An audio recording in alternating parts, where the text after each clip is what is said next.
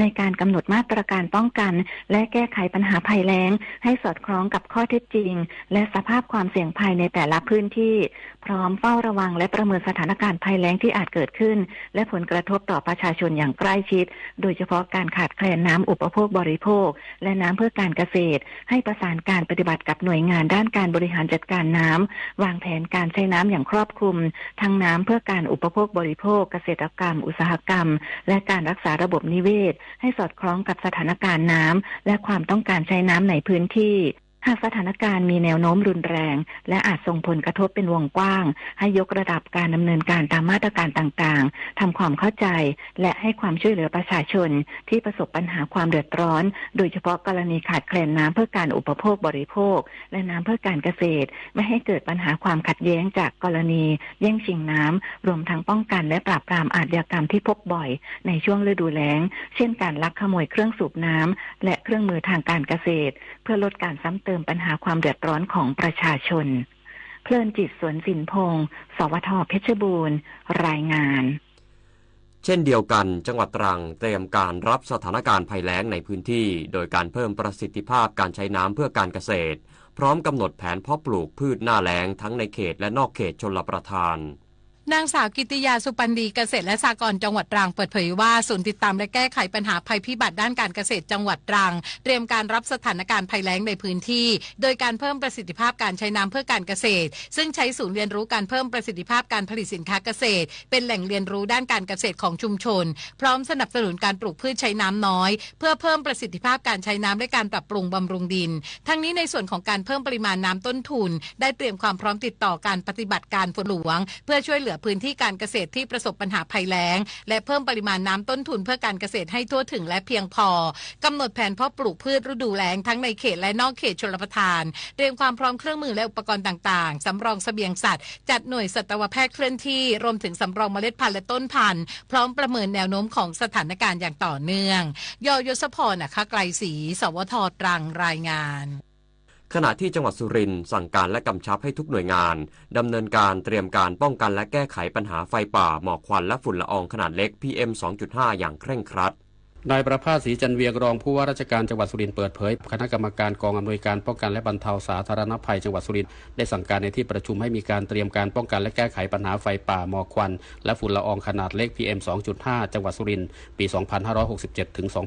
2568 ให้ทุกหน่วยงานดำเนินการตามข้อสั่งการของกระทรวงมหาดไทยในการป้องกันและแก้ไขปัญหาดังกล่าวรวมทั้งประชาสัมพันธ์สร้างความเข้าใจเน้นการสื่อสารเชิงรุกให้ประชาชนทราบถึงสถานการณ์มาตรการข้อกฎหมายและแนวทางปฏิบัติตนผ่านสื่อประชาสัมพันธ์และสื่อสังคมออนไลน์อย่างต่อเนื่องพร้อมกับให้หน่วยงานด้านสาธารณสุขดูแลสุขภาพประชาชนโดยจัดเจ้าหน้าที่เข้าดูแลประชากรกลุ่มเสี่ยงให้ข้อมูลด้านสุขภาพแนวทางปฏิบัติในการดูแลสุขภาพประชาชนอย่างใกล้ชิดในกรณีที่ค่าฝุ่นละอองขนาดเล็ก PM 2.5 เกินมาตรฐานและเน้นย้ำให้หน่วยงานที่เกี่ยวข้องดำเนินการรายงานการป้องกันและแก้ไขปัญหาไฟป่าหมอกควันและฝุ่นละอองขนาดเล็ก PM 2.5 ทุกวันพฤหัสบดีภายในเวลา 12 นาฬิกาอย่างต่อเนื่องทุกสัปดาห์กฤษดาสุนทรสวท.สุรินทร์รายงานจบข่าวชโลธรจัญญาอ่านรับฟังข่าวครั้งต่อไปเวลา 11 นาฬิกาติดตามข่าวที่นำเสนอไปแล้วได้ที่ www.thainews.prd.go.th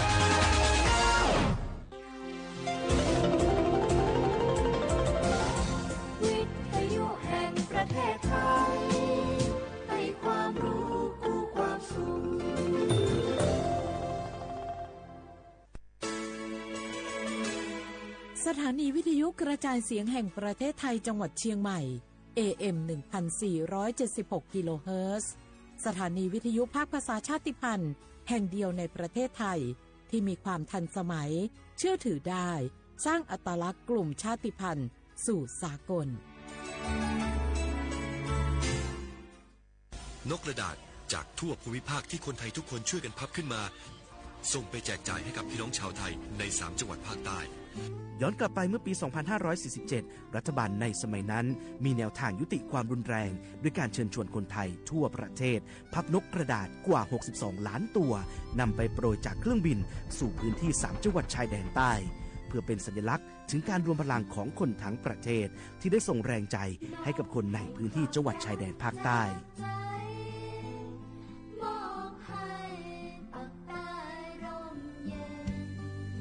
นกกระดาษกว่า62ล้านตัวที่โปรยมาจากฟากฟ้าในวันนั้นได้นำมาก่อสร้างเป็นอนุสาวรีย์นกสันติภาพที่ชาวจังหวัดนราธิวาสเรียกกันว่า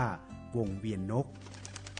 ผ่านมาแล้วกว่า20ปีอนุสาวรีย์นกสันติภาพยังคงตั้งตระหง่านและกลายเป็นสถานที่จุดเช็คอินของนักท่องเที่ยวแม้ว่านกสันติภาพตัวนี้จะไม่สามารถส่งเสียงได้แต่ก็คือสัญลักษณ์แห่งความหวังด้วยหวังว่าวันหนึ่งบ้านเมืองจะกลับมาสงบสุขและมีรอยยิ้มอีกครั้ง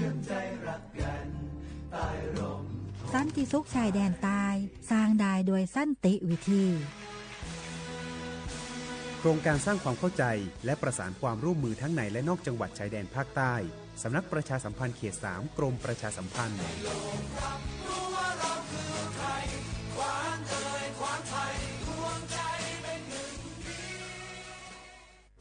อยากรู้จังใครบ้างนะ7กลุ่มเสี่ยงฉีดวัคซีนไข้หวัดใหญ่ใช้สิทธิบัตรทองได้ไม่เสียค่าใช้จ่ายง่ายๆแค่ใช้แอปเป๋าตังค์ตรวจสอบสิทธิกดเลือกกระเป๋าสุขภาพก็รู้แล้วแถมจองคิวฉีดได้ด้วยที่สถานพยาบาลในระบบบัตรทอง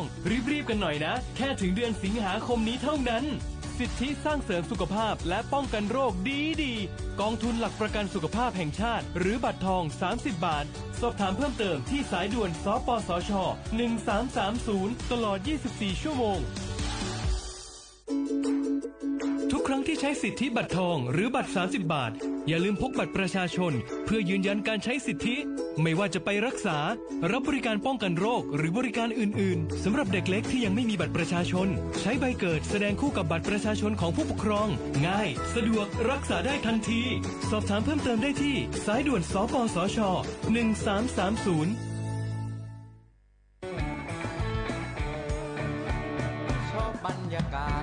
มาพี่ชนแม่วันนี้ปาร์ตี้กันให้สุดๆกันไปเลยจัดไปไหมเมาไหมครับโอ้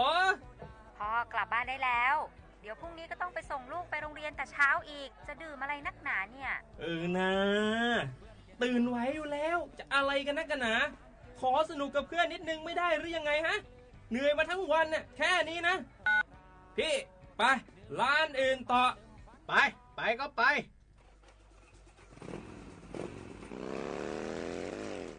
เฮ้ยพี่ทำไมรถคันนี้มันขับช้าจังเลยเนี่ยแซงไปเถอะแซงเลยแซงไฟแดงอ่ะฝ่าไปเลยพี่ตรงนี้มันไม่มีกล้องไม่โดนจับชัวร์เอาวะไปก็ไปเฮ้ยพี่ระวังรถ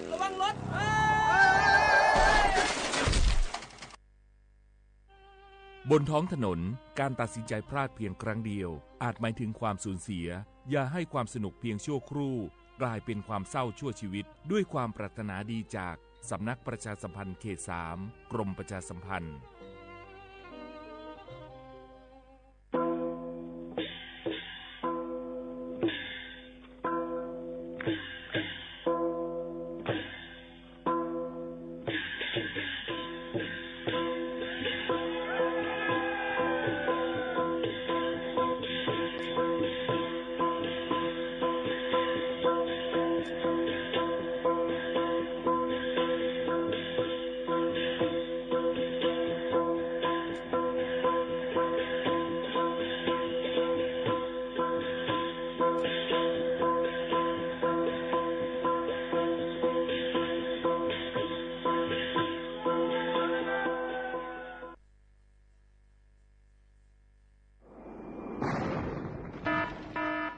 จะดอนเก็บใหม่ย้อนตั้งโฮมมือกูฝ่ายเงื่องแวลองเผาป่าไม่ถึงคือไห่สวนตอนตาที่ลดย้อมหมอกก้อนกล้องในจันล้มจอมหนังคอปืนเผาไว้หนังฮือเตกุ้มทิ้งลองเผาในหลายๆพื้นที่โดยอ่ำปันเผาสังเสอิดตาที่เฮ็ดเฮาจันล้มอ่ำนิกหมอกก้อนกล้องก้อนโม PM 2.5 เตเอาเนื้อวันที่1เดือน1 2สิงหาปากปลาย68ต่อถึงวันที่15เดือน5 2สิงหาปากปลาย68สั่งว่าหลูไล่เผาในจึงเตไล่ลงเส้นหมายย้อนขว้างดีแอปพลิเคชันไฟล์ดีเลยอยู่ค่ะสั่งป่นเป็นเดญ่าตามตบคอกแลไม่ตามเงินอ่ำป่น2หิงหาปากวัดอ่ำนั้นตั้ง2อันเก้งใหม่ปันเฮียงดาได้ใจเทคโนโลยีดาได้เพียวกวยอยู่ยุกยักแลไม่ดอกในให้ในสวนหนังหือลองเผาป่าไม่เตลดย้อมและเฮ็ดให้สภาวะฟิงตื้นเป็นจึงสลีดายินยาวข้าวหิง สั่งทั่วผันลองเผาในปืนตีหามเผาอ่ำนั้นทั่วผันคนเฮ็ดพิษกับสืบเติงลาดกว่าได้ดี0531128808อ่ำนั้น191ไหล่24ชั่วโมงค่ะ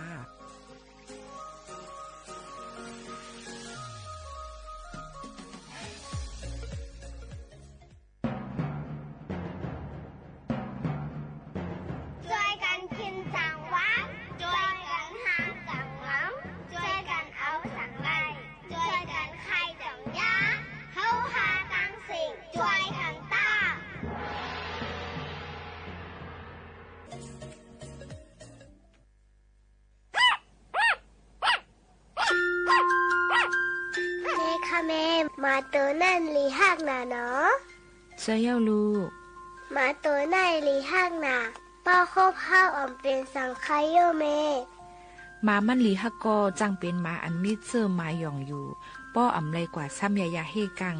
สังว่าลูกย่าคบลูกจังไรย่าก้องมาหย่องมานำนะลูกโหลีโกเตค่ะใจเย้าลูกลีโกนาตั้งเป็นหมายหยองมาในนะโดสัตอันเล่งโน้มตั้งหมดก็จังเป็นเหมือนหนังโวเป้เจมเจอในสังยาคบไหนเดเลยกว่าซ้ำยาวักซินเฮอคือดันย่อนนั่นแหละสมเด็จพระเจ้าลูกเธอเจ้าฟ้าจุฬาภรณ์วลัยลักษณ์อัครราชกุมารีจังไรก่อตั้งโครงการ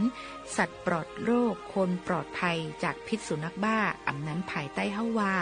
สัตว์หลอดเพเข็นก้นไหลกัดเย็นห่างไกยันตั้งเป็นมาหยองมาหนังหื้อตั้งเป็นมาหยองมาเต็มหมดหายกว่านั่นก็ว่าตั้งเป็นมาหยองมาในเฮาแฮงไว้ตี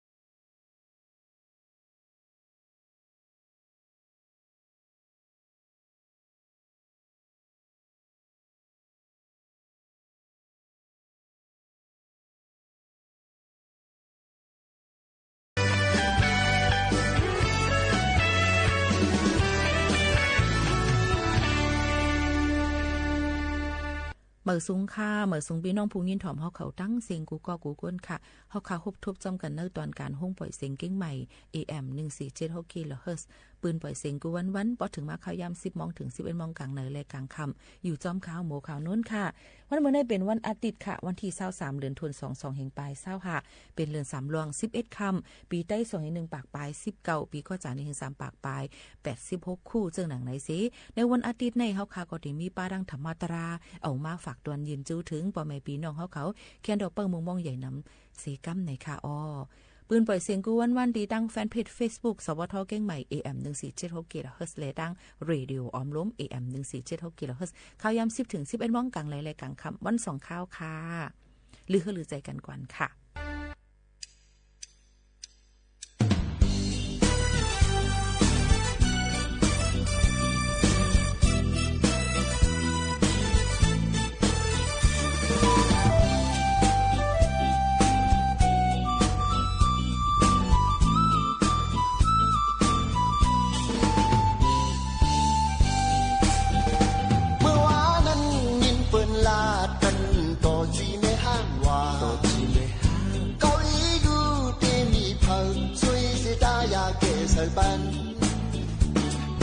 tự lập lục làm khâu mưa ya phao âu kinh quét hốn trò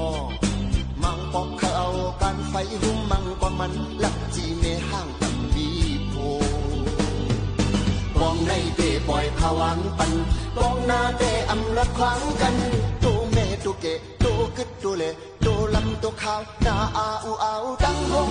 งคงกินตักกับเรา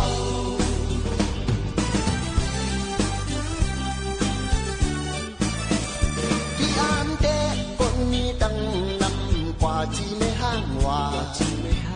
sang mới chỉ để hơn này mi có ta ya kể sợi ban màu khâu sao khâu ta mi tu nan on ha chỉ bắt lòเป็นพุงเป็นเกลูกหลางในวันที่ลูกพอดังเมตึ้นดีโยยา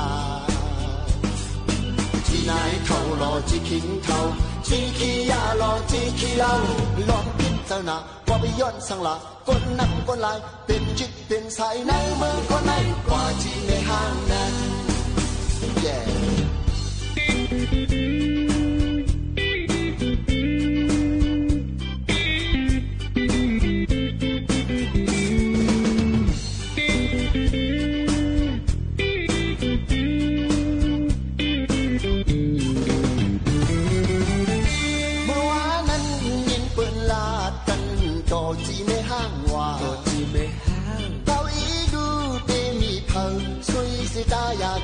ban tự lâm lung lang khâu mưa ya phao âu kinh quét hốn trò mang bọc khâu âu can phay hung mang qua man lập chi mê hang ẩn mi phô bong này để pล่อยพวังปันบองนาแต่อำลัดขวางกันตัวเมตัวเกตัวกึดตัวเล่ตัวลำตัวขาวนาอาอูเอาตั้งห้องโคกินตักกับเรา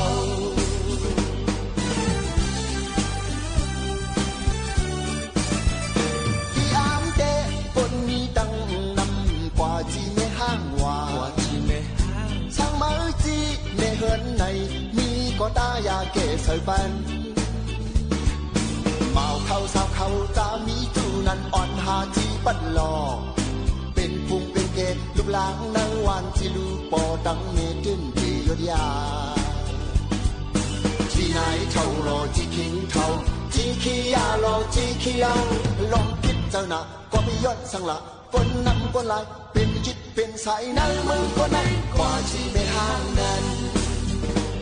yeah Hãy subscribe cho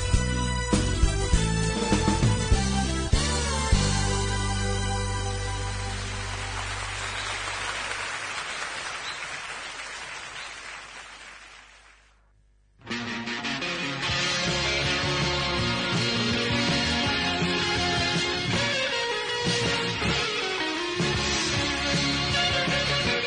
Ghiền Mì Gõ để không bỏ lỡ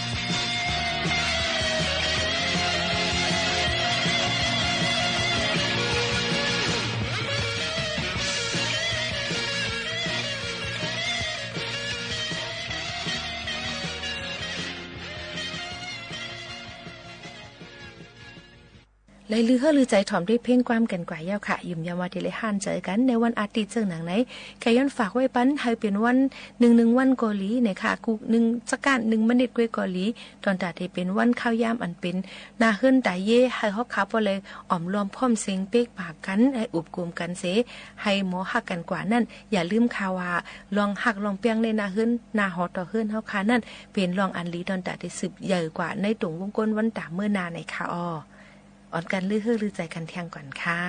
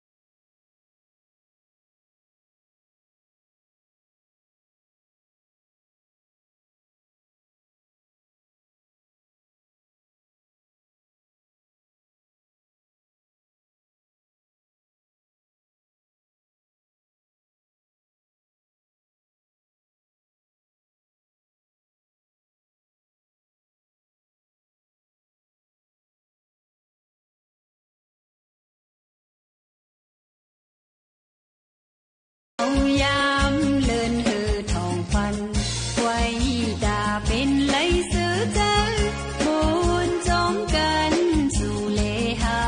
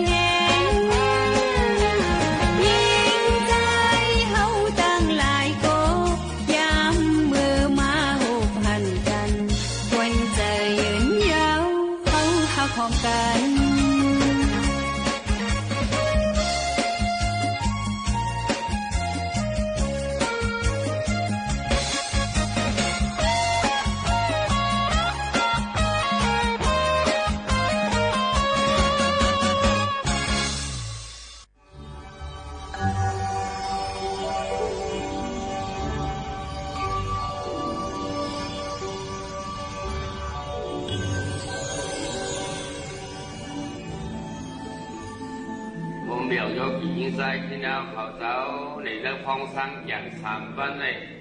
คัดใจให้เป็นในขมาปารามีออกเพื่อนออกที่ออกที่อยู่ด้านเช้าเข้ามาเสียวเด็กอุปขาปารามีเปียดวางไว้กันไว้งานไว้สำยศเตียนปนองตั้งดังลูกล่างการดินอันดูเทศดูสร้างดูปองกูเมียวเสียเขาว่าเป็นอุปขาปารามีนั่นเสียมันได้ก็เป็นถึงมาวันทวน2เนาะในวันทวน2กลางในเจ้าไหนเตียวในสลายนาสัมยุกสปานาสุกานี่โหนี่ตะเกาเขา สปานาสุดานันว่าในพ่อเปลี่ยนความไตเจ็ดว่าเด็ดโอสักโคกดูตายไม่ใช่พอดีป่าโคโคตราไตเฮาเด็ดว่าอีกว่าโอสักโคกดูตายไม่ใช่พอดีป่า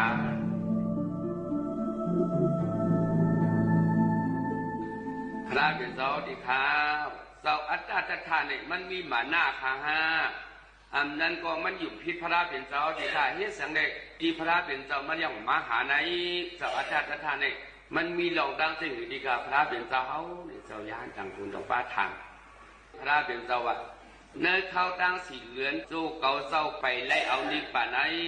มันเจ้าเตะคัดใส่การวิปัสสนาการยาหันให้มันเย้าตัวและอยู่เศร้าเหมือนดังเจ้าอัตตาจัตตาไหนเขาเจ้าเอากุ้งเอามุนต้วนเสกูเจ้ากูป้าเยาว่ะพระเป็นเจ้าว่าเขายองโยโชบะนะเจ้าอัตตาจัตตามาเทเตเยาโอ้กูอันเหตุการณ์วิปัสสนาตระไหนมันจะมีเมืองโกนก็ย่อมมีเมืองโกนก็ย่อมมันจะเป็นยองโยเปลี่ยนการอันสั้นสูงที่สุดยาว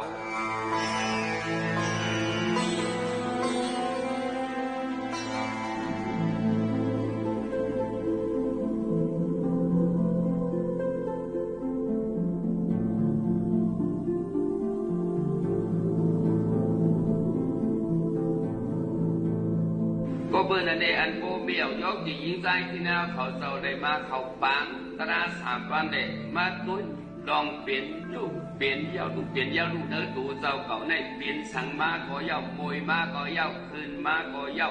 มันเปลี่ยนแต่สิเมื่อมันเจ็บมามวยมาคืนมาเรียนมาสานมาอันเปลี่ยนนั่นบอกว่าห้องว่าอันเปลี่ยนมาอย่างนั้นเขาว่าสติตราสิต้องนี่มันที่หายกว่าอันหายกว่านั่นของว่าลูกอันผู้ว่าเปลี่ยนลูกเปลี่ยนเย้าหมอลูกเย้าพบเปลี่ยนก็พอลูกนั่นพอในซื้อนี่อุกดายปายาญานั่นก็ไหลคำเดียวยาวเนาะญาณอันนั้นห้องว่าอุกดายปายาญาณยาวอันเขายับด้วยเนื้อตัวเขาเสียวแหลกเปลี่ยนมาอันละก็ขึ้นหายกว่าเปลี่ยนมาเย้าขึ้นลูกกว่าเลยเขาหมดด้วยซ้อมแหลกญาณอันนั้นห้องว่าอุกดายปายาญาณเนาะก็ไม่เลิกรู้สู่เก่าห้าเสร็จกาดังเส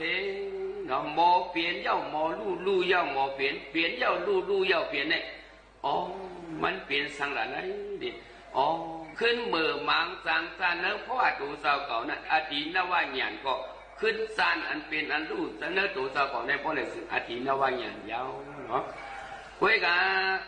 จำหนังโปเมียวตะกายโยกียิงซ้ายที่แนวเขาเจ้าได้มาคัดเสริมวิปัสสนาเนื้อเขาตั้ง3 วันในพวกเนี่ยซื้อเนาะวิปัสสนาอันนี้มันปองว่าสังสมถะในปนปองว่าหังเนี่ยสมถะเนี่ยพวกเอาดีเก็บมันพวกเนี่ยซื้อลองยิ้มเย็นนั่นเป็นห้องว่าสมถะน่ะอันใดยิ้มเย็นนะนี่โลภะโทสะโมหะมานะสักที่ดีสานั่นยิ้มเย็นกว่าเพราะเนี่ยซื้อเมื่อเขาเอาอายุอันเดียวเสียวเลยถ้าปองเขาเอาปุกโทก็ลองปุกโทเขาเอาอานาปานาก็เขาต้องเขายาวออกยาวนี่ตีอันรู้มันมัดที่อยู่ตีคู่หลังเขานั่นเอาอายุมาเลี้ยวปั๊บซับใส่ตีนั่นเสียวเลยต้องอยู่นั่นนะพวกเนี่ยถือเนี่ยสมาธิเขาก็ไหลมาอายุเขาปั๊บตีเดียวเสร็จแล้วตัวอีตลาเขาตัวเนื้อตัวเขาอยู่นั้นพวกเนี่ยถือใส่ล้อผ้าต่างๆจันเข้ามาใส่ล้อผ้ากีดีสาผมเข้ามาจะลำไส้กันส่งเด็กเข้ามาแต่ก็สักเข้ามาก็เพื่อเขาอยากมันเหรอผู้แหละเสริมโมหะที่ดีสาสักแต่ทั้งมาหน้าแต่ทั้งที่แต่ทั้งวิสิกิสาอุทิศาทินามิทาไอดีการรถบัสสักที่ดีสาที่ป้าเนี่ยมันต้องยิ้มเย็นกับเปลี่ยนแก้เปลี่ยนกรรมแหละเมื่อเขาด้วยการสมถะนั้นให้พวกเอาอายุปักทีเดียวนั้นพวกเนี่ยถึงโลภะโทสะโมหะสักที่ดีสาที่เปิงนั้นยิ้มเย็นสุขแก้โยกรรมเลยท้องหวังสมถะเนาะสมถะภาวนาวิปัสสนาภาวนาเนี่ยภาวนามี2 ปะสมถะภาวนาว่าในเมื่อเขาคัดใส่อายุเปิงเดียวเสียเพศอายุเปิงเดียวนั่นกล้วยนั่นภาวนาในบอกว่าเพศเดินอายุอันเดียวนั่นพวกในห้องว่าเขามีสมถะเขามีสมาธิยาวว่ะวิปัสสนาว่าได้ พวกกูอันวิปัสสนาญาณเนี่ยพวกกูอันมีวิปัสสนาญาณเนี่ยมี2 မျိုးเนื้อ2 မျိုးเนี่ยพวกกูอันหมดด้วยว่าคู่ของสังขารนั้นก็ควรยีปิสีห่างผังขันธาหูตูเจอเก่าลงไหนอนิจจามันนี้ทุกขาขันธ์อนัตตามีร้อนมีเขียนตูเก่าเจอเก่าอันเขาว่าขันธาหาป้าอยู่นำตระหมอเปลี่ยนหมอดูเลยแหละเมื่อใกล้ตัวลองเปลี่ยนลองลู่นั่นญาณอันผู้สักว่าโอเปลี่ยนเย่าหมอลู่เย่าหมอเปลี่ยนได้เอาอนิจจทุกขาอนัตตาสิใกล้ยักใกล้ตัวเลยญาณนั้นห้องว่าวิปัสสนาญาณเนาะสังว่าพวกกูอันตัววิปัสสนาญาณนั้นพวกไหนจึงเนาะในเป็นตัวเก่า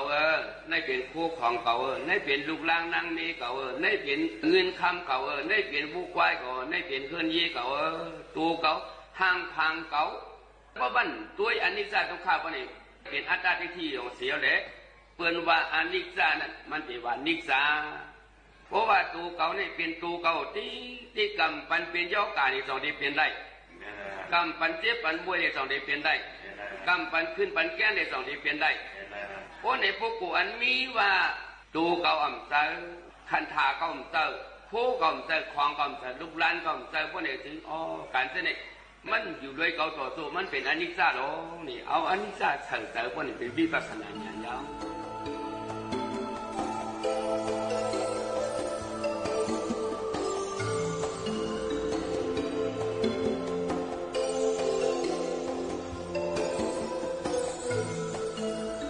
เมื่อนั่งทุกข์ได้ขนาดห้างพังลงไหนเนาะมันเต็มทุกข้าเสียบอกมันเต็มเจ็บมวยเสียบอกจังเดียวว่าอะไรพวกกูอันบ้านแล้วนั่นพวกไหนถึงมันบอกว่ามันตัวทุกข้ายาวพวกกูอันหมดไว้ซึ่งนั้นมีอย่างซึ่งนั้นมันเดียวว่าตัวมันชื่อศาสตร์สีพวกของมันมีจ่าสีเงินคำมันมีจ่าสีในจังเดียวเปลี่ยนได้เปิดว่าทุกขามันกล่าวว่าสุขาเนาะพระเป็นเจ้าเขาว่าอนัตตาตูเจ้าเก่าผู้ของเจ้าเก่าต้องผู้เปลืองไรผู้เปลืองไรเมื่อได้ก็ใครกินอันวานอันวานมาลุ่มๆจ่องที่ไรอันไรนั่นตูเจ้าเก่าเจอเจ้าเก่า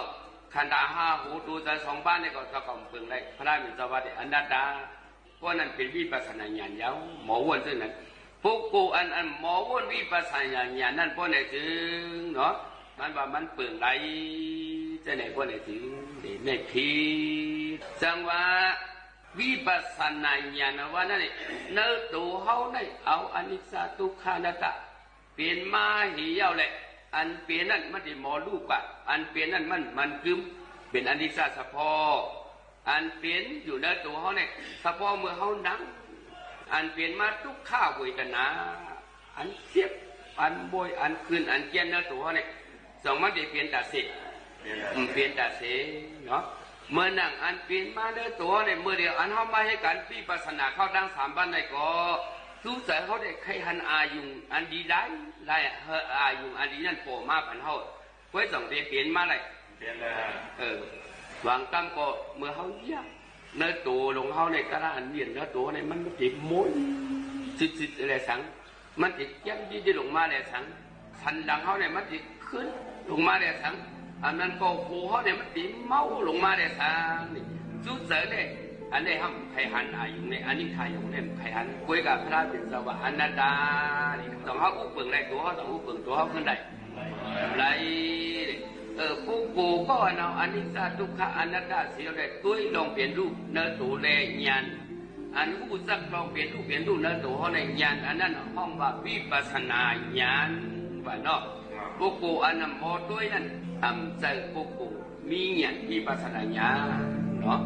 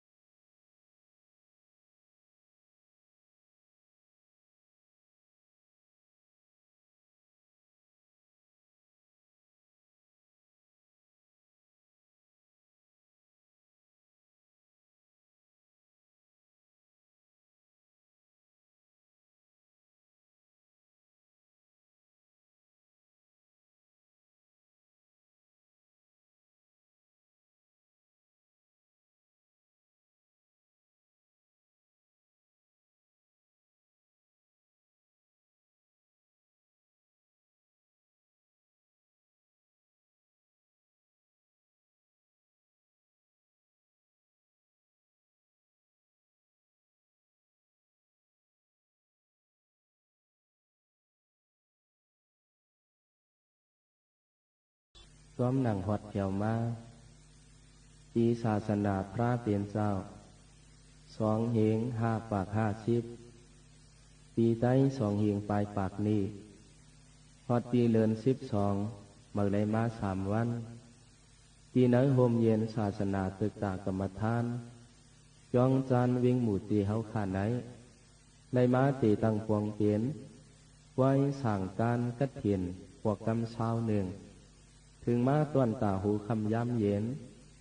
เฮาขาตีมาพัดโหถ่วมเย็นตราเจ้าเข้าจือวะอ่องเปียดเปิงพระเปลี่ยนเจ้าเฮาอ่องพี่ตั้งนอกเปียดเปิงวันในตีขาอ๋อเข้าเปลี่ยนหลังการน้ำความเจ้าชาลงปันพี่ตาเมืองหนองคึงปวงเตรียมออกไว้เด้ข้าเฮาหมอลีกสั่งยีอ่อนตีมาพัดโหเฮาป้อเข้าเปลี่ยนฟ้อนดีปุ่นตาคนเฮาตั้งหลายต้องหมายถ่อมหูหันเลี้ยงเฮามีเอ็นเฮียงดองอยู่ดีเกียนหวานก้าอ่องขายหมานโจปานมันกึมยืนยาวข้าวหึงคึงปวงดวงเหล่าไหนก็เฮาป้อเพียงเจอเพียงคอยาปีเฮาเลยมีตั้งชาตั้งโมคิดเปียกหนักมือในป้อตานปืดปากหยอดหมอกสะปีหยอดไม่กำก่อพร้อมผอน้ำหมากหานสุกหมานพวกเพียดตีอยู่ตีเศร้าห่มเงากันจ้องห่างหัวเฮินเยอย่าเฮามีพี่อันเก้าอันยากเอาตั้งธรรมากาถาตราอ่องเปียดเปลืองไหนกึกกับจับปลาสู่เก่าเฮาฮาเจออันในปูจอในห้อในถ่อมในยินในตัวเฮาในอยู่เศร้าห่มพวยพระตราสังขาต้วนตากลุ่มโทนเพียงเจอสื่อเปิดตันมันนั่นเฉกำติขาอ๋อนะโมตัสสะภะคะวะโตอะระหะโตสัมมาสัมพุทธัสสะติสรณัมอะหัมวันตามิสัพพตาสาธุสาธุสาธุตัมมะนาวายะติงโนสิอตุโลติบวนาวัมตาหัมวันตามิตามินจะสังคินจะเนงนะจิตสะปนามะกาถาอุโยจินอุโยจนะการวะการโวกรติติกรมิจำสิอัลโลวิโจวัจนะทะป้าเอไขยะสตายงดีเลียวยีเลียวปาดเอาเป็นเตถามสัพยันความต้านเสียนจ้อยชันไฟเหม่เมษกับยาอาเสโปตันปันลิวสัมช้างสืบสวยเตียงก้อยโชชามกัตตากามกับตามกันเมสวยกงจุยงปันเมสวยกงจุยงปันอตุโลมกุตาทรงหนูฟ้าหัวตุลามยัดสวานนามัมคัดนิกตันสิกอจออาจิงนิยาพงหมอกุดอมยัดอาพระหูสีจิกผีจอมสางสามปังวนเวียงจังเกิงเมืองกันจมหันยัดโนสิโขงาปาตัวยำมนคุณผู้เปลี่ยนจิกเปลี่ยนจอมสามผอมทรงรอเจ้าผู้ที่โหสร้างพร้อมมักกางต่างขยันตัวทรงจุนองวรำอภัยมเพมีหัดกุลเสกันตาทุกช่องย่อลอยสวยลิงสิงยันวันชีปตวังปนช่องจ่าติงพงลืมทุ่งเมามาเพียวตีเฮงเมียวเวียงน้ำตูปาปิหานันสมาสัมพุทธามัตตุลัมสมาสัมพุทธัมอัตตุลัมปุพพยัญสัพโพอโหวิโจอัทโทโสยาโทโทสัตวานัตยามาโตอีมะไกมะกุตาปวาราสุราอตุละทวัตตมวดของพยังาปามุนีอสิติมาสาวกาโตอีปงกวะพยามินตาราจาติราจินตาทรงโลกทัดเมียตะก้าเมียทวดก้าทวดยันเจ้าขึ้นเปลี่ยนเตียงยอดมัมกูโจสยามผูตนหงพีปงสังยอมสัดน้อมยำยาวเกิงยาววันคงที่มงกวนเสียงคำเลียงพระกลางยานไว้ชาก่อตักจากหนึ่งตาขัดยันดวดหำหันขึ้นมัมย่อโคตอตานลาอาจากาโลกะตังสามจากวนหามสัตนาดโลกยามมามัจจวหานและที่บวนาวันตันภวะทรงลาภผงสามทับในด้านจามเดชาสมุตราปังลายเดียวว่ายอมยังอำพังตีตึกเหรียญเสือกันขอบหยอบยวนหนโหงูดับพยาโซกะแต่ลิงยักยิงตะลิเตขีตับใสไม่ตะหงตั้งกำเมียวจงสัตวานตะจุทำอยากเมาผักไว้น้ำสีการอาจารย์ตานลำงกเลี้ยวมวนโถเข้าเหล่าวมสมจัดปันเตียน เหียนตั้งขวัญเงากวางทันปมเมานานยาวสัมมานาวายาเต็งโนสีกาตือสัตวาซาจานมุกลำคำอยู่ปูไม่ให้ขึ้นให้หลวงในห้องสมุตราอัพยาตั้งเสียงนั้นแก่นเจ้าเอาตั้งมากางฟองโตสิ้นพอเปลี่ยนเลี่ยมคำแคมนาวาอาคาเมาช่อตัวถอกเอากุ้มยอกกันยอกลีอ่องสวงปูกระตู้เหือสวยอำเภอกึดจ่วยจ้วงเลียดไว้จำห่างดังอังจวยยานตัวเกียงขานอันเฮปอลีพรามยาจิกผีพรามยาจิกผีในอตุโลมกูตากระดามธรรมตัวมยัดทรงหนูพระโทษท้าพระเป็นเจ้านั้นอาหามห่างข้างยานนะวจิรุปมาสู้ตาวูทาโสตุตนะปันติตามีขอสระตัวผู้โกวาโสเมืองนองฟองเมสุดเกสาสีวจีมันนอจอนงทรงเยียวเอาเหมือนกระโตจำปาขตางาปายนังขายโมหวมเอาสมกิจูยืนอุนูสีสาวันนาปูจันนอบยันอีเตอร์กงจียงเมียวโคชิโคตั้มยำไว้ย้อนให้มีไอโจสู้กิ่งระติ่งที่ว่าขาเลยก็งั้นจองแจ้นกันคืนภาวะภวยอถวยยันผักกลางเครื่องตางเตียมเมาเพียบยังตื่นนั้นตาตามกัตมธรรมตัวมยัดอาภาเป็นเจ้านั่นแน่สั่งตามมินซาตรีสุขตามปินซาวินัยยมสัตตาพิธรรมธรรมหูตัวสะโพตราตัวมยัดพิรกัดทรงปงอากงสุขตันวินิอภิธรรมาจ้ากว่า80,000 เหงจำเจ้านั่นแน่สั่งขินจ้ากตมมักอริยาผัวอริยาจ้ากว่าสังขาตัวเจ้าอปวงเจ้านั่นแน่สั่งหนึ่งหน้าเจตสาตั้งกายดนาตัวมยัดเจ้าสามเผืองทรงอูอตุยามเดียวเจอข่าวเสงเงินคมเย็นจมมนเสียนหิมเปลี่ยนตั้งลางจบปวงข่าวพวงปัวยองยงปัวพวงผิวเงยกุลันเนสุเหลือตวนเกสันสีกวนปีอามยองกงอหงจอพุงโมตะโคมยัดตั้งสามพิลำตามเจอไว้ผู้จอแลกวันดามีสีที่อเมียวปีที่เพียวเย่สิโคงาเอ็นเปลี่ยนจาปฏิทีตะหัตถะแขนสวกเอานั่งลงหมอกปุกผ้าต้นนะอิงโงมินจุสกัดสวัสดิ์จอยต่อก้ามก่อควายโยโมโจยายีนยังสีจำไปไข่เมาเข้าเตียกเพจากย่อยสั้นลองในวางป้านคงจังโกเตียงซาที่กาอุชาความหมบตุบเข่าสามเผ่าทรงหลีก็ยองอุชีสกิจจ้าตำกวมโหมพุงหมอกคงตีจอล้วนอุบถ่วมม่วมตัวหมหมุนเงาเสาตะเหมือจองสูงเสียงมีไอโจพลเพียวตวักนำเฮียงเลยดาหันตานีดำยามเหลวจังในขันทางอาปายุกนำตราคาดปีโตเฮเลยย้อนพอย้อนถูกนุกเอาอ่องเช่นสิทธาอ่องมังกราเปียดปาตราตัวมยัดในเฮเป็นอาญาชันวันเสกูปีขันเลียงเสียงยาภาษาใต้เก้าอยู่เฝ้าสูงสวงอ่องโลเชกาพิตาบยันกอยเชียนพลอยสตัมอัมมิกอายิกชันหญิงสปาสุขิงขึ้นยึงคึกเกกวางนางอ่างตาหย่อไหลอยู่เปียววันคำขึ้นปีลีเทียงตังลีอะไรเป็นที่นาท่ากูไก่ลายไผ่สับเปสัตตาสัตวาตจูโตออกโซโคยงปึงกุงวันปีดีเจียมปันเดียวปันเดือนขึ้นเฮียงอาเตียงสวยเสาเยาวยานปันเตียนแกนข่มลมหายไว้ปอสุขนานนำเตรียมตำชีความยาเหลือตังเหนือตังจันย้อยอันวมเอปีปาติยออะไรเป็นที่ตั้งหลายความยอนี่ญาติติ่งอาคิงอัมกานีคาระคารำตำเตือนเยเยตัวเยปวเยจองอ่องเชียงอาเตียงอัมปันภาคเฮาเลยฟัดอ่านเปลี่ยนปันยีวันเยชีตีเมกมเยตำยำตลาจาดนุงงกงองสองท่าเมียดอากาศถาต่อเอาสอมุนมุกหิงเปิงปีเงอขวายานเครื่องเพียกเด้อ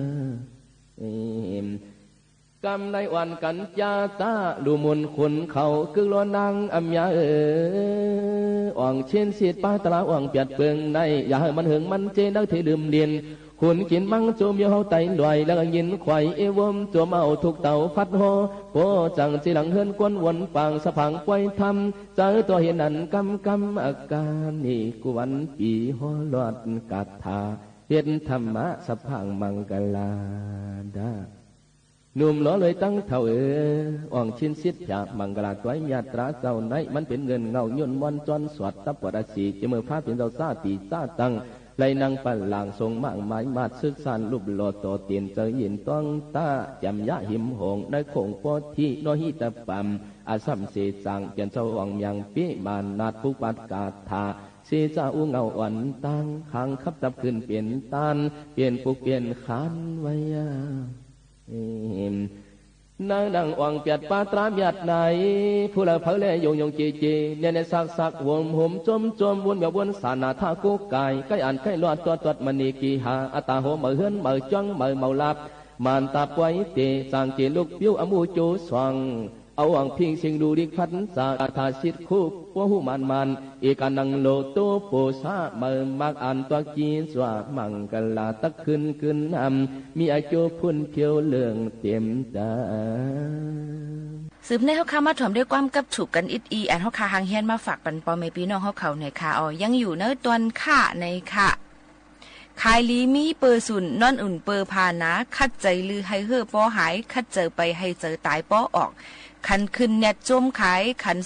ขึ้นเสลายอ่ำเย้าคันขึ้นอย่าเน็ตขายคันตายหลูซื้อไว้คันเสียงอ่ำอยู่ตีเก่าคันเข้าอ่ำอยู่ตีเลี้ยวคำว่าเนอว่าขุนแหลดอุ่นว่าโหเมาคำนุกลินแหลงเสียงนุกลินกลมคำหลีมีตีว่ามาหลีมีตีไตเข้ากาอ่ำป้อขีลูกอ่ำหลีจังยาก